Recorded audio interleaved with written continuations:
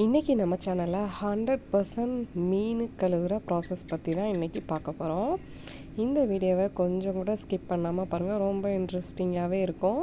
வாங்க இப்போ மீன் கட் பண்ணி அதை எப்படி ஃபுல்லாக க்ளீன் பண்ணுறது அப்படிங்கிறத பார்க்கலாம். என்னடா இதுக்கெல்லாம் ஒரு வீடியோவான்னு யோசிக்காதீங்க. நிறையா பேருக்கு சமையல் தெரியாதது, மீன் கட் பண்ணுறது ரொம்பவே கஷ்டம்னு நினைக்கிறேன். எத்தனையோ பேர் இருக்காங்க. கண்டிப்பாக உங்களுக்கு இந்த வீடியோ யூஸ் ஆகும். வாங்க இப்போ வீடியோக்குள்ளே போகலாம்.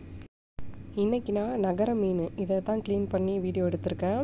இதை நகர மீனுன்னு சொல்லுவாங்க, செங்கால மீனுன்னு சொல்லுவாங்க. நல்லா பெருசாகவே இருந்துச்சு. மீன் கழுவுறதுக்கு மெயினாக பார்த்தீங்கன்னா மண் சட்டி வந்து யூஸ் பண்ணுங்கள். ஏன்னா அந்த மீன் வந்து கடைசியாக உரசும் போது மண் சட்டியில் உரசுனா இருக்கிற லாஸ்ட்டாக நம்ம எல்லாமே க்ளீன் பண்ணிவிட்டு லாஸ்ட்டாக இருக்கிற ஏதாவது இந்த செதில் ஏதாவது கண்டிப்பாக வந்து அந்த மண் சட்டியில் உரசும் போது வந்துடும். இதுக்குன்னு சில ப்ரெஷ்ஷு கல் எல்லாமே இருக்குங்க மீன் கழுவுறதுக்குன்னு. அதுக்கு தான் சொன்னேன், வீடியோவை ஸ்கிப் பண்ணாமல் ஃபுல்லாக பாருங்கள். நான் பேசுகிறத விட ஏதாவது ஒரு மியூசிக்கை போட்டுட்டு இப்போ வந்து மீன் கழுவ ஆரம்பிச்சிடுறேன். அதுக்கு முன்னாடி இந்த சிசர் வந்து இப்போ நான் லாஸ்ட்டாக வந்து ஒரு பொருட்காட்சிக்கு போகும்போது நான் வாங்கினேன். எப்படின்னா இது வந்து 2 in 1 மாதிரி. அது பாருங்கள், அப்படியே கழட்டிக்கலாம் அப்படியே வந்து மீனை ஆஞ்சிட்டு அப்படியே அதில் வந்து ஜாயின் பண்ணிக்கலாம். அந்த பின்னாடி சொரன்னு இருக்க பக்கத்தில் செதில் எடுக்கிறதுக்கு நல்லாவே அது யூஸ்ஃபுல்லாக இருக்குது. அந்த சதியில் எடுக்கும்போது மட்டும் கத்தி மாதிரி அதை கழட்டி யூஸ் பண்ணிவிட்டு அதுக்கப்புறம் அதை வந்து நம்ம ஜாயின் பண்ணிக்கலாம். ஆனால் இது வந்து ஃபுல் அண்ட் ஃபுல் பார்த்திங்கன்னா மீன் வெட்டுற கத்திரிக்கோல் தான் இது.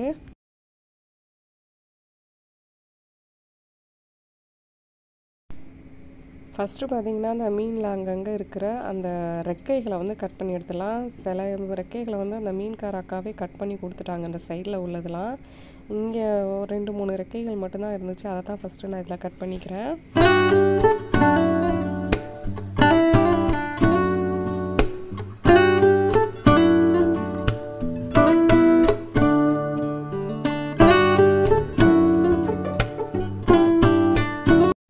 எல்லா மீனோட ரெக்கையுமே கட் பண்ணியாச்சு. இப்போ கத்திரிக்கோலை வந்து வேறு இதுக்கு மாற்றியாச்சு. இப்போது செதில் எடுத்துடலாம். இதை நான் திருப்பி வச்சுட்டு செதில் எடுக்கிறேன். உண்மையிலே நல்லா யூஸ்ஃபுல்லான கத்திரிக்கோல் தான் இது. இந்த மாதிரி இல்லாட்டியுமே பரவாயில்ல, நீங்கள் வீட்டில் நார்மலாக இருக்கிற கத்திரிக்கோலை வச்சு கூட கத்திரிக்கோலை அப்படியே திருப்பி நீங்கள் வந்து செதில் எடுக்கலாம். இந்த கத்திரிக்கோல் தான் யூஸ் பண்ணணும்னு எந்த அவசியமும் இல்லை. ஆனால் இது ரொம்ப யூஸ்ஃபுல்லாக இருக்குது. எங்கே பார்த்தாலும் விட்டுறாதீங்க. இப்போ வந்து மீனில் உள்ள செலாம்பு அந்த செதிலை வந்து இதில் எடுத்துடலாம்.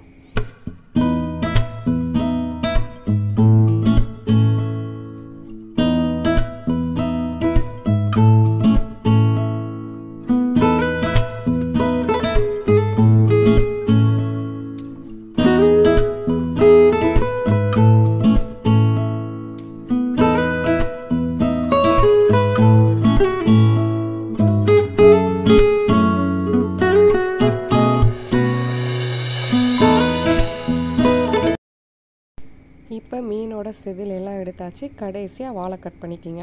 வாழை ஏன் கடைசியாக கட் பண்ணணும்னா, நமக்கு செதில் எடுக்கிறப்போ அந்த வாழை எடுத்துட்டோன்னா அந்த கீழே உள்ள செதிலை எடுக்க முடியாது. வாழோடு வச்சு எடுக்கும்போது ரொம்ப ஈஸியாக எடுத்துடலாம். அவ்வளோதான்.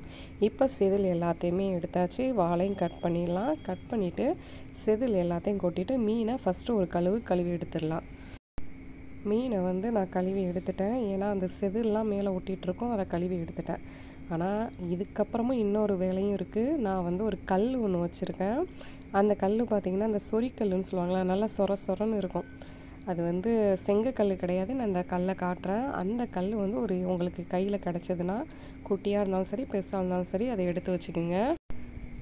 இதாங்க அந்த கல். இந்த அளவுக்கு இருந்தாலும் சரி, இதை விட சின்னதாக இருந்தாலும் சரி, நல்லா சொரப்பாக இருக்கணும். அந்த மாதிரி கல் எடுத்து வச்சுங்க. இப்போ வந்து மீனை இதில் நல்லா தேய்ச்சி எடுக்க போகிறோம். இப்படி தேய்ச்சி எடுக்கும்போது என்ன கத்திரிக்கோல் போட்டு நம்ம எடுத்தாலும் இந்த செலாம்பு அந்த செதிலுங்கிறது மீனில் இருக்கும். பார்த்திங்களா, இந்த மாதிரி வருது பார்த்திங்களா. அதை வந்து நம்ம கல்லை கொண்டு இப்போ தேய்ச்சி எடுக்கும்போது ஃபுல் க்ளீன் ஆயிரும். இது அதாவது தோல் ஃபுல்லாக க்ளீன் ஆயிரும். மேலே இருக்கிற அந்த வளவளப்பு கொலகொலப்புன்னு அந்த மீனில் இருக்கும் பார்த்திங்களா, அது எல்லாமே நம்ம இந்த கல்லை கொண்டு தேய்க்கும் போது ஃபுல்லாக க்ளீன் ஆயிரும். மீன் நசுங்கிருமோ உடஞ்சிருமோன்னு பயப்பட வேணாம். மீனில் அழுத்தம் கொடுக்கக்கூடாது. நான் பார்க்கும்போது நல்லா அழுத்தி எடுக்கிற மாதிரி தான் இருக்கும். லைட்டாக அப்படி தேய்ச்சி எடுத்திங்கனாலே போதும், மீன் நல்லா பளபளப்பாக வந்துடும். 언젠가부터였을까 기다림의 끝에 너를 만났고 모든 게 새로 느껴져 something in my heart 이 맘 전하고 싶어 When you ring my valentine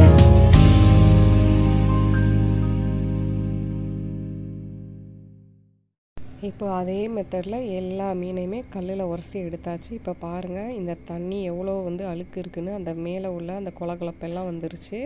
அதே மாதிரி எக்ஸ்ட்ரா இருந்த செலாமும் வந்துருச்சு. இப்போ இந்த தண்ணியை ஊற்றிட்டு மீனை இன்னொரு தரம் கழுவி எடுத்துக்கலாம். அடுத்தது மீனை கட் பண்ணிக்கலாம்.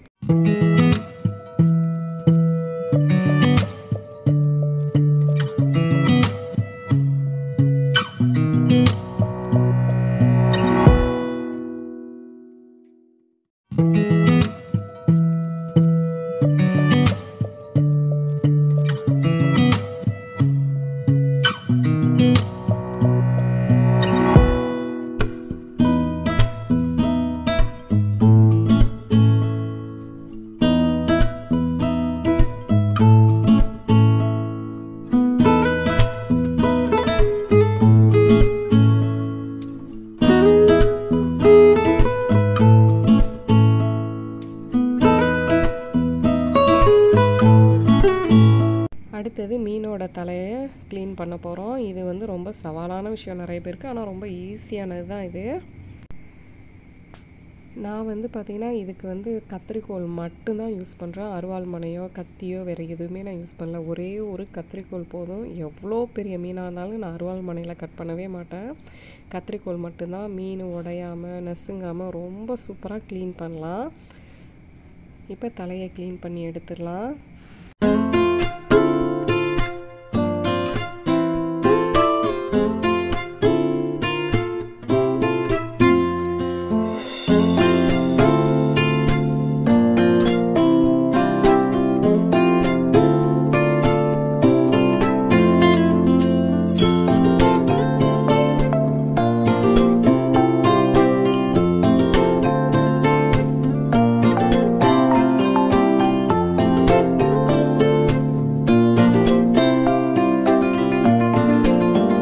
அவ்வளோதான், தலையும் கட் பண்ணியாச்சு. இப்போ இதே மெத்தடில் எல்லா மீனையும் நான் கட் பண்ணி எடுத்துக்கிறேன்.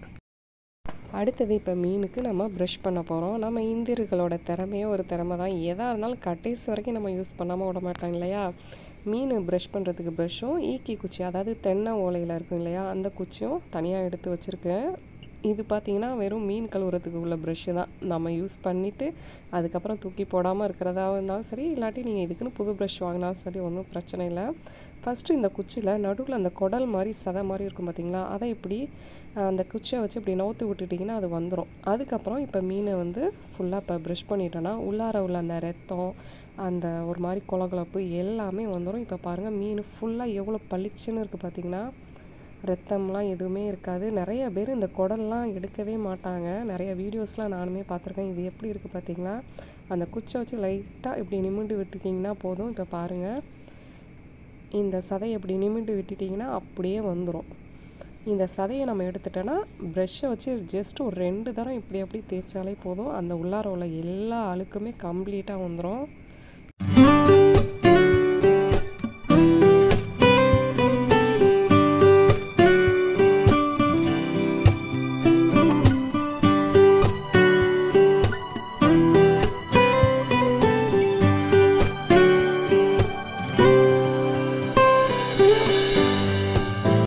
இதே மாதிரி தான் எல்லா மீனையும் இப்போ கழுவ போகிறோம். தலையுமே அப்படியே தான் கழுவ போகிறோம். தலையுமே சேம் அதே மெத்தடில் தான். அந்த குச்சி வச்சு ஃபஸ்ட்டு கிளறி விட்டுட்டு அதுக்கப்புறமா ப்ரஷ் போட்டு நீங்கள் க்ளீன் பண்ணிட்டாலே போதும். உள்ளார உள்ள எல்லா ரத்தமும் போய்ட்டு ரொம்ப பளிச்சுன்னு க்ளீன் ஆயிரும். உடம்பு தலை எல்லாமே சேம் இதே மெத்தட்லேயே நீங்கள் க்ளீன் பண்ணிக்கோங்க. இப்போ எல்லா மீனையும் க்ளீன் பண்ணிவிட்டு கடைசியாக நான் காட்டுறேன். அவ்வளோதாங்க, மீன் வந்து ப்ரஷ் போட்டு நல்லா கழுவியாச்சு. அது மட்டும் இல்லை, ஒரு 5-6 தரம் நல்லா கழுவி எடுத்துட்டு அடுத்தது பார்த்திங்கன்னா உப்பு போட்டு உரச போகிறோம். கண்டிப்பாக கல் உப்பு தான் யூஸ் பண்ணுங்கள். இதை வந்து பார்த்திங்கன்னா கரெக்டாக 3 தரம் உப்பு போட்டு உரசணும். அதாவது ஒரு மீனுக்கு தகுந்த மாதிரி. இப்போ நான் வந்து 1 ஸ்பூன் அளவுக்கு உப்பு போட்டிருக்கேன். இப்போ வந்து இதை நல்லா இப்படி உரச போகிறோம். இந்த மாதிரிலாம் நீங்கள் வந்து க்ளீன் பண்ணால் 100% மீன் வந்து கவுச்சி இருக்காது. அந்த ரத்த ஸ்மெல்லோ வேறு எதுவுமே இருக்காது. இந்த மாதிரி நல்லா இப்படி தேய்ச்சிங்கன்னா அந்த எப்படின்னா அந்த கல் உப்பு வந்து கரையணும். நம்ம வந்து இப்படி மீனை தேய்க்கும் போதே பார்த்திங்கன்னா கல் உப்பு வந்து கரைஞ்சிரும். ரொம்ப அழுத்தக்கூடாது. ஜஸ்ட் இப்படி ரொட்டேட் பண்ணிங்கனாலே போதும். இது வந்து மண் சட்டிங்கிறதுனால அந்த மண் சட்டியும் கல் உப்பும் சேர்த்து அப்படியே அந்த மீனை வந்து நல்லா க்ளீன் பண்ணிடும்.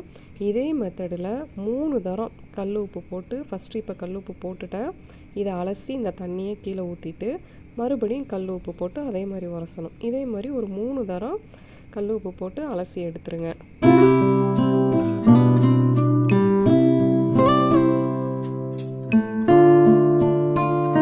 உப்பு போட்டு உரசினதுக்கப்புறம் பாருங்கள், இருக்கிற கொஞ்சம் நஞ்சம் அந்த கொழுப்பு, அந்த மீன் மேலே உள்ள அழுக்கு எல்லாமே பாருங்கள் கம்ப்ளீட்டாக வந்துடும். ஃபைனலாக இது பண்ணினாலே போதும். இதே மாதிரி 3 தரம் அலசி மறக்காமல் அந்த தண்ணியை கீழே ஊற்றிடுங்க.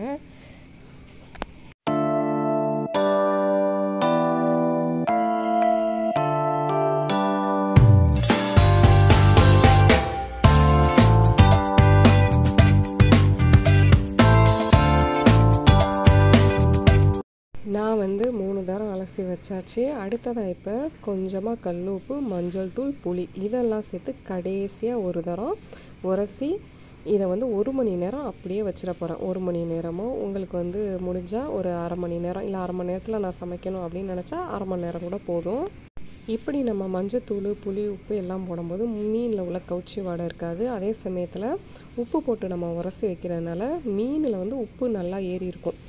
இப்போ வந்து மீனை பொறுத்த வரைக்கும் மற்ற நான்வெஜ் மாதிரி கிடையாது. உப்பு ஏறுறதுக்கு கொஞ்சம் டைம் எடுக்கும். நம்ம மதியானம் என்ன தான் சமைச்சாலும் நைட்டில் தான் நல்லா உப்பு ஏறி இருக்கும். ஆனால் இந்த மாதிரி மெத்தடில் ஃபாலோ பண்ணுங்கள். ஓரளவுக்கு நல்லாவே உப்பு ஏறி இருக்கும். ஃபுல்லாக ஏறி இருக்கும்னு நான் சொல்ல மாட்டேன். ஓரளவுக்கு நல்லா நம்ம நார்மல் இது பண்ணதை விட இந்த மாதிரி ஊற வச்சு செய்யும்போது இன்னும் நல்லாவே டேஸ்ட்டு கொடுக்கும். அவ்வளோதாங்க. சூப்பராக ஒரு 100% மீன் க்ளீனிங் பார்த்தாச்சு. இந்த வீடியோ உங்களுக்கு பிடிச்சிருந்துச்சின்னா மறக்காமல் லைக் பண்ணுங்கள், சப்ஸ்கிரைப் பண்ணுங்கள், நிறைய பேருக்கு ஷேர் பண்ணுங்கள். அது மட்டும் இல்லைங்க, நான் சொல்ல மறந்துட்டேன். நம்ம வந்து மீன் குழம்பு செய்கிறதுக்கு முன்னாடி கடைசியாக அரிசி களைஞ்ச தண்ணி இருக்குது இல்லையா, அதில் வந்து அலசிட்டு மீன் குழம்பு செய்கிறதுக்கு ரெடி பண்ணுங்கள்.